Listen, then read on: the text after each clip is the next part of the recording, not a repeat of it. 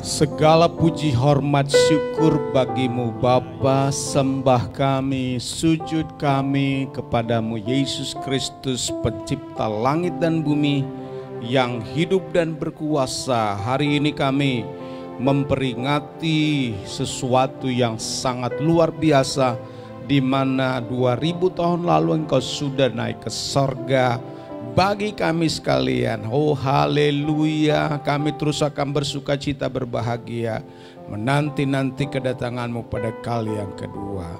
Sekarang Tuhan, ajari kami terus untuk selalu mempersiapkan diri di dalam Engkau sampai selama-lamanya. Di dalam nama Tuhan Yesus Kristus kami sambut firman Tuhan yang berkuasa. Kita yang percaya katakan amin. Silakan duduk. Tuhan Yesus memberkati. Shalom. JDY, jumpa dengan Yesus Kristus. Seri pembahasan firman Tuhan pada hari yang istimewa ini adalah perjumpaan dan perpisahan yang sangat menggembirakan hati. Biasanya kalau kita sudah dekat dengan seseorang, sudah lama hidup bersama-sama, makan, minum, bermain, dan apapun yang kita kerjakan, kalau kita berpisah, kita tidak tahan. Derayan air mata bisa mengalir deras, bahkan ada orang yang pingsan. Bayangkanlah kalau seorang yang ditinggalkan oleh ayah meninggal, dia tidak akan bisa makan dan minum. Apalagi kalau kedekatannya itu sangat intim. Berbeda dari perjumpaan dan perpisahan yang sangat menggembirakan yang kita baca pada hari ini, perhatian kita tertuju kepada Injil Lukas pasalnya yang terakhir, Injil Lukas pasalnya yang ke-24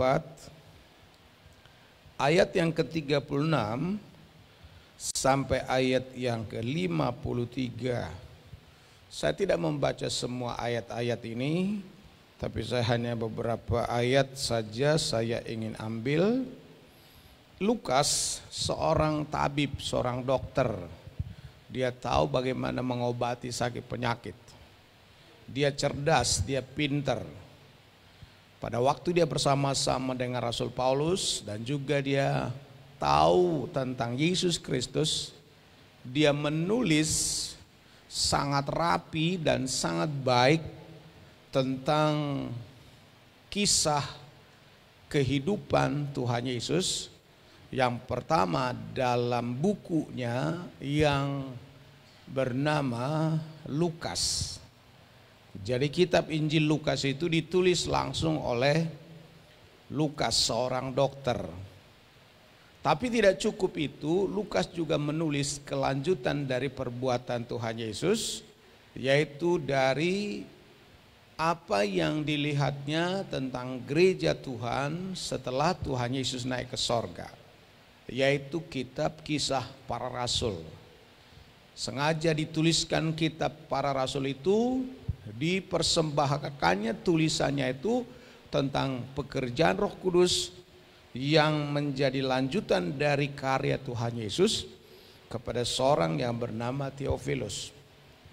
Saya tidak bahas semua itu pada hari ini karena cukup panjang, tapi kita tertuju tadi saya katakan dengan Lukas pasalnya yang ke-24 ayatnya yang ke-36 sampai 49.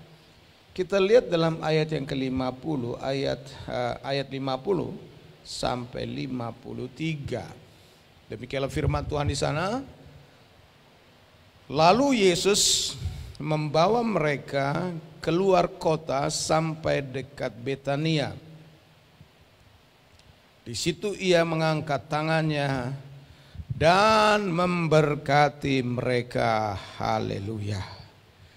Dan ketika ia sedang memberkati mereka, ia berpisah dari mereka dan terangkat ke sorga. Mereka sujud menyembah kepadanya. Lalu mereka pulang ke Yerusalem dengan sangat bersukacita. Mereka senantiasa berada di dalam bait Allah dan memuliakan Allah. Bapak Ibu yang terkasih, kenaikan Tuhan Yesus ke sorga adalah peristiwa yang terjadi 40 hari sesudah Tuhan Yesus bangkit dari antara orang mati. Itu kita sudah peringati 40 hari yang lalu. Setelah Tuhan Yesus bangkit dari antara orang mati, ada waktu 40 hari dia terus-menerus menampakkan dirinya, menjumpakan dirinya dengan para muridnya. Selama 40 hari setelah kebangkitan itu, ada puluhan kali peristiwa dia menampakkan dirinya kepada murid-muridnya. Sebutlah misalnya pada waktu Yesus pagi-pagi benar pada hari Minggu bangkit dari antara orang mati. Yang pertama melihat Yesus bangkit dari antara orang mati adalah seorang yang bernama Maria Magdalena. Maria Magdalena waktu itu berpikir bahwa Tuhan Yesus adalah penjaga kebun. Dan dia ragu-ragu, di mana kamu menyembunyikan Tuhan Yesus. Tetapi Yesus oleh kasih-Nya menampakkan diri kepada Yesus Kristus. Begitu sukacitanya Maria Magdalena. Demikian juga pada waktu Tuhan Yesus menampakkan diri kepada para wanita yang lain yang datang ke kubur. Luar biasa ya. Kenapa bukan laki-laki melihat pertama kebangkitan Tuhan Yesus? Justru wanita. Ada kehebatan dari wanita. Sekali dia menyatakan kasihnya pada Yesus, dia tidak akan pernah melepaskan kasihnya pada Yesus. Tepuk tangan buat para wanita yang ada di sini. Mungkin inilah penyebabnya. Kalau saya lihat sekarang di gereja-gereja termasuk di sini lebih banyak wanita. Kenapa seperti di mana kaum pria ya? Jangan-jangan nanti pria tidak masuk sorga. Wanita semuanya ada di sorga. Karena memang wanita seperti itu. Dia pakai perasaannya. Sekali dia mengasihi seseorang, jangan pernah dilukai hatinya. Dan kalau luka, segera obati. Karena wanita itu ada kelembutan-kelembutan dalam dirinya. Gampang dia sakit hati, tapi gampang juga dia diobati. Tepuk tangan bagi para wanita di tempat ini. Nah, Yesus juga menampakkan dirinya kepada Petrus. Petrus yang tadinya menyangkal Tuhan Yesus. Dan dia juga ragu-ragu tentang Tuhan Yesus. Tetapi akhirnya Tuhan Yesus yang bangkit dari antara orang mati itu memperjumpakan dirinya dengan Petrus pada waktu sore hari. Itu tertulis dalam kitab Lukas pasal 24 atau 23. Kemudian juga Tuhan Yesus menunjukkan dirinya kepada ada dua orang yang berjalan menuju Emmaus. Mereka ini sudah bercakap-cakap, mereka sambil cerita dua orang. Mereka percakapkan, aduh betapa sedihnya sekarang ya, padahal perhatikan perkataan saya, padahal dialah yang kita harapkan untuk membela kita, memulihkan keadaan kita dari kerajaan Romawi. Dan tiba-tiba pada waktu mereka sangat asik bercakap-cakap, langsung Yesus join, bergabung dengan kedua orang ini. Lalu Yesus tidak menampakkan dirinya bahwa dia adalah Yesus. Yesus mulai berdiskusi. Dia katakan, apa yang kamu percakapkan? Lalu yang dua ini bilang, bah, hanya kau yang tidak tahu situasi di Yerusalem hari ini sangat gempar. Kau tidak tahu Yesus yang kami harapkan menjadi raja atas kami, dia sudah disalibkan. Lalu Yesus mulai berdiskusi, oh iya. Lalu Yesus menjelaskan firman Tuhan. Pada waktu Yesus menjelaskan perjanjian lama, mulai mata mereka terbuka. Dan sesudah mata mereka terbuka, tiba-tiba mereka melihat Yesus. Ternyata dia adalah Yesus Kristus.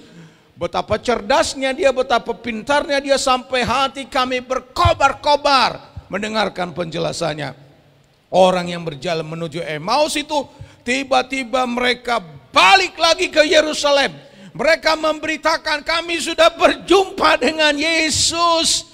Gairah, semangat hidup mereka bertambah luar biasa karena berjumpa dengan Tuhan Yesus. Demikian juga Tuhan Yesus pernah menunjukkan dirinya kepada 10 murid di sebuah rumah.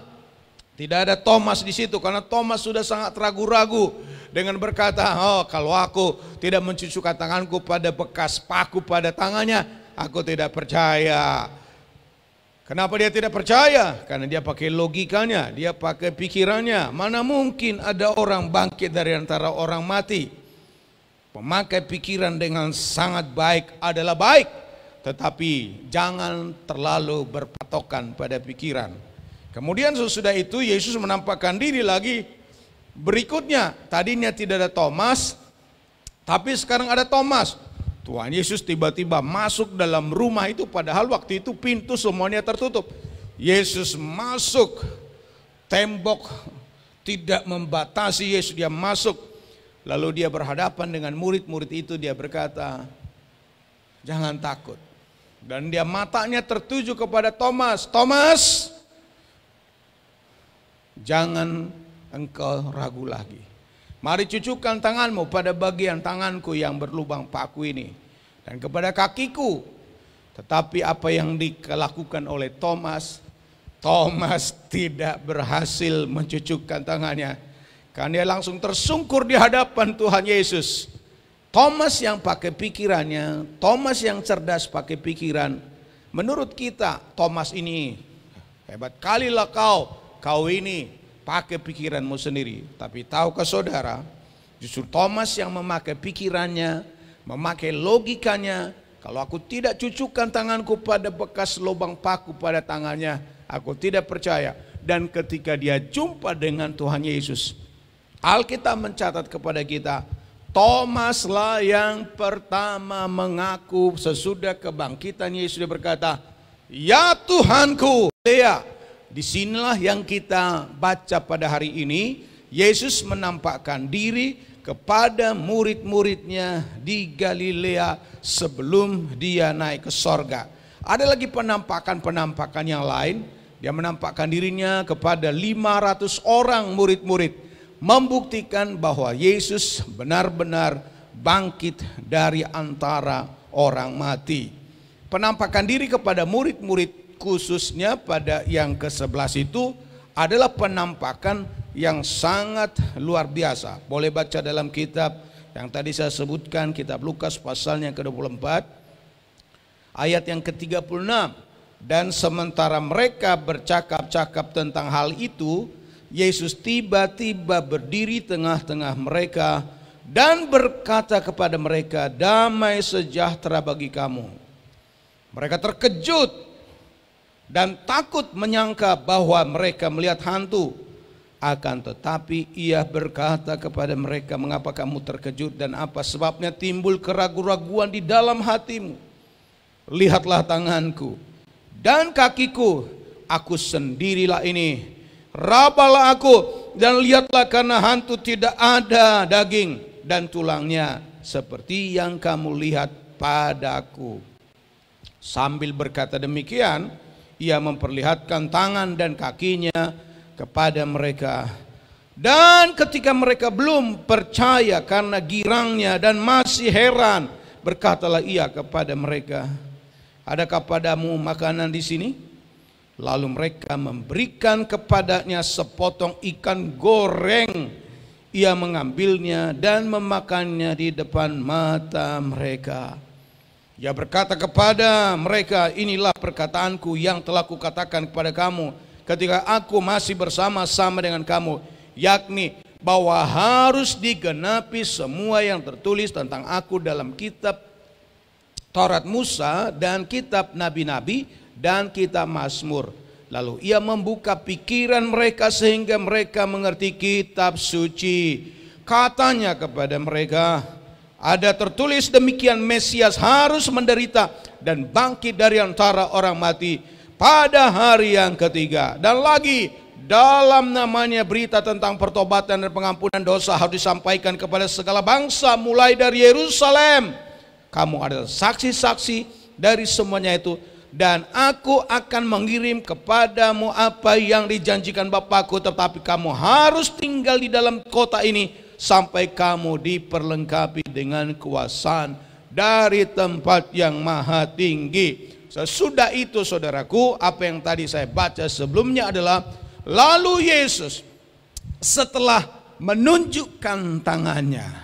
Perhatikan kalimat ini. Setelah Yesus menunjukkan tangannya. Nomor 2, setelah Yesus makan bersama-sama dengan murid-muridnya.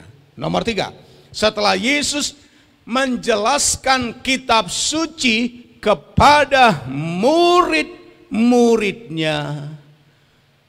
Dan sesudah itu yang keempat, Yesus menuntun mereka keluar kota. Kemana mereka pergi?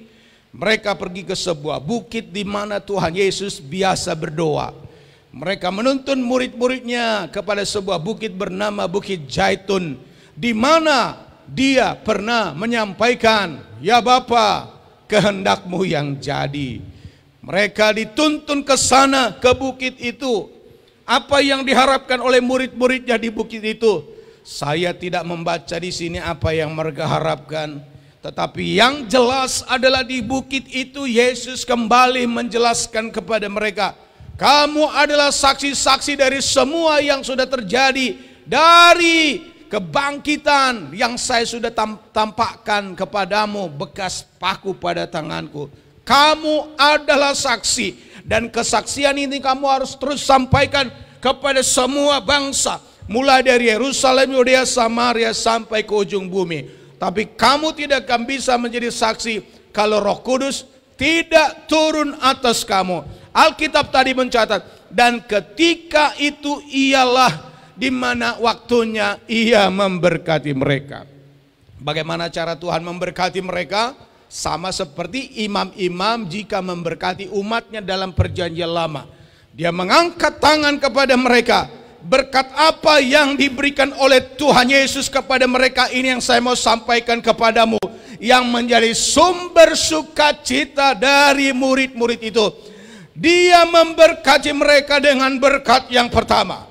Berkat yang pertama adalah bahwa firman dari perjanjian lama sampai perjanjian baru adalah firman yang hidup dan berkuasa. Apa yang dinubuatkan dalam kitab Kejadian, bahwa benih daripada wanita itu tumitnya akan dipagut oleh keturunan daripada ular itu. Dia sudah menginjak ular itu pada waktu dia bangkit dari antara orang mati.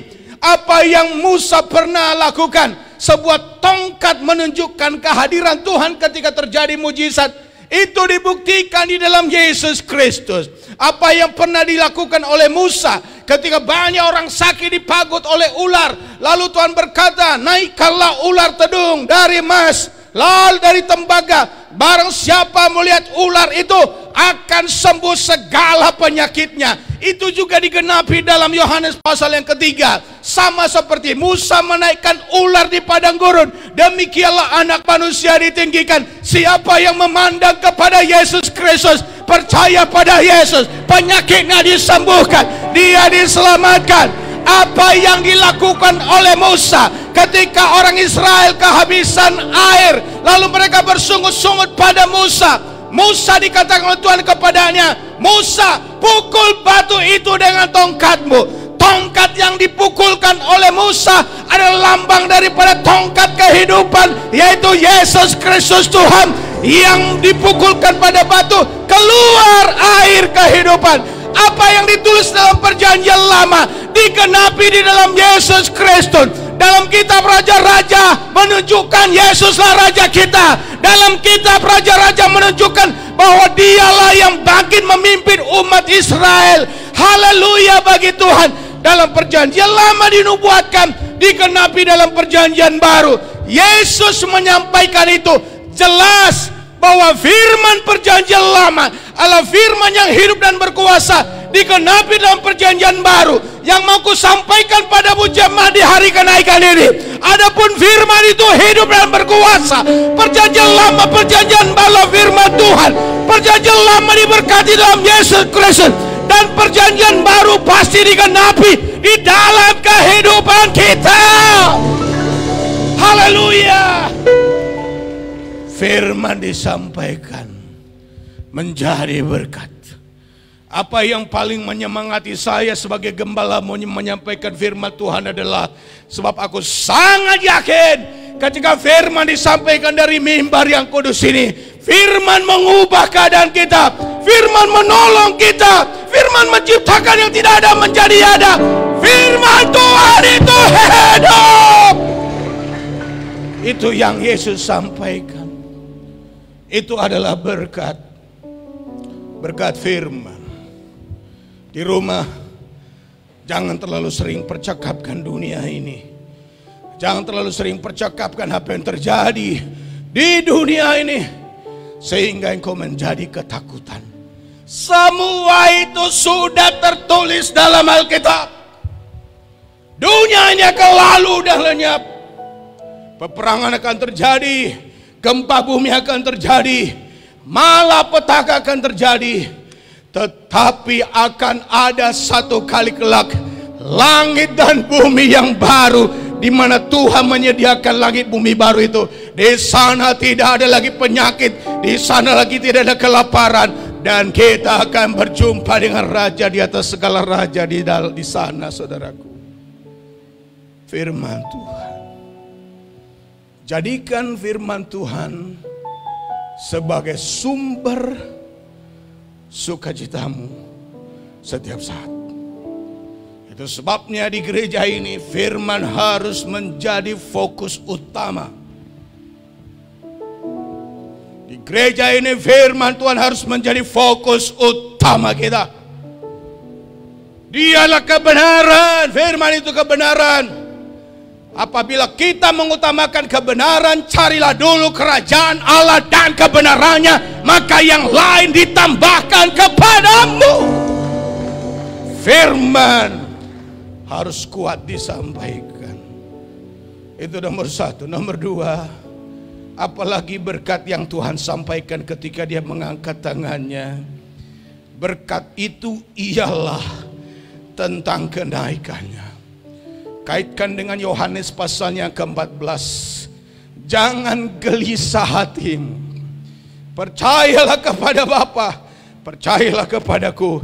Di dalam rumah Bapakku banyak tempat tinggal. Aku pergi ke sana untuk menyediakan tempat bagi kamu. Haleluya. Berkat yang luar biasa bagi kita sekalian adalah, dunia ini hanya tempat persinggahan kita. Dunia ini bukan tempat kita yang kekal. Dunia ini kita singgahi hanya 70 sampai 80 tahun, kalau bisa 100 tahun. Tapi ada satu tempat yang kekal. Rasul Paulus katakan, adapun kami, kemah kami yang kami diamin ini makin lama makin hancur. Tapi ada kemah yang abadi yang disediakan Tuhan bagi kami, yaitu sorga yang kekal sampai selama-lamanya. Jangan khawatir engkau ibu, satu saat mungkin engkau tidak ada rumah di Indonesia karena situasi dan keadaan, tapi sudah ada tempat bagi kita di sorga yang Tuhan sediakan bagi kita. Rumah yang indah, rumah yang mulia ada di sorga sana, yang sekarang Tuhan Yesus sudah sediakan bagi kita. Berkat yang ketiga adalah di sorga sana dia menyampaikan doa yang tidak pernah berhenti siang dan malam bagi umatnya. Dia menjadi perantara kita, intercessor bagi kita kepada Bapa. Adapun dialah pengantara kita. Semua kelemahan-kelemahan kita, kekurangan-kekurangan kita sudah ditanggungnya pada tubuhnya. Dan tiap saat dia sampaikan keluhan-keluhan kita yang tidak terucapkan itu kepada Bapa di sorga. Sehingga pada waktu kita berdoa dalam nama Yesus, Segala sesuatu yang kita butuhkan sudah ada di dalam Yesus Kristus. Itu adalah berkat yang luar biasa. Dan berkat yang keempat yang Tuhan sediakan adalah Yesus berkata, aku pergi kepada Bapa dan aku akan minta kepada Bapa, Dia akan memberikan kepada kamu Roh Penolong, Parakletos, yang akan menuntun kamu dalam segala kebenaran. Roh Kudus diberi. Yesus naik ke sorga, tetapi pada waktu Dia naik ke sorga, Dia juga mengutus Roh Kudus kepada gerejanya. Roh Kudus itu masih ada sampai hari ini. Kenapa saya bisa berdiri? Kenapa engkau bisa kuat? Karena ada Roh yang ada di dalam hati kita. Oh haleluya. Yohanes berkata, Roh yang ada di dalam kita lebih besar daripada dunia ini. Paulus berkata, jika ada Roh dalam kita, Roh itu besar, maka oleh Roh itu kita adalah pemenang, bahkan lebih dari segala pemenang, karena Roh Allah ada pada kita. Ada waktunya kita tidak bisa berdoa. Paulus berkata Roma pasal 8, dia menyampaikan keluhan-keluhan yang tidak terucapkan kepada Bapa. Roh yang ada pada kita menyampaikan keluhan-keluhan yang tidak terucapkan. Ada seorang ibu bisa berkata seperti ini, saya tidak bisa berdoa Pak Pendeta. Kalau saya sudah berdoa, kalimat saya sudah habis. Jangan khawatir ibu, apapun yang di hati kita diketahui oleh Roh Allah. Dan ketika kita berdoa, Roh kita itu menyampaikan keluhan-keluhan yang tidak terucapkan kepada Bapa kita di sorga. Itulah yang saya alami dalam kehidupan. Jangan saudara berpikir bahwa bagi saya mudah untuk menyampaikan firman Tuhan seperti ini. Tapi bila saya sudah berdiri di mimbar yang kudus ini, saya merasa ada Roh yang mendorong saya. Kata-kata muncul sedemikian rupa, firman itu diingatkan dalam pikiran saya. Ketika saya sampaikan firman itu, tidak ada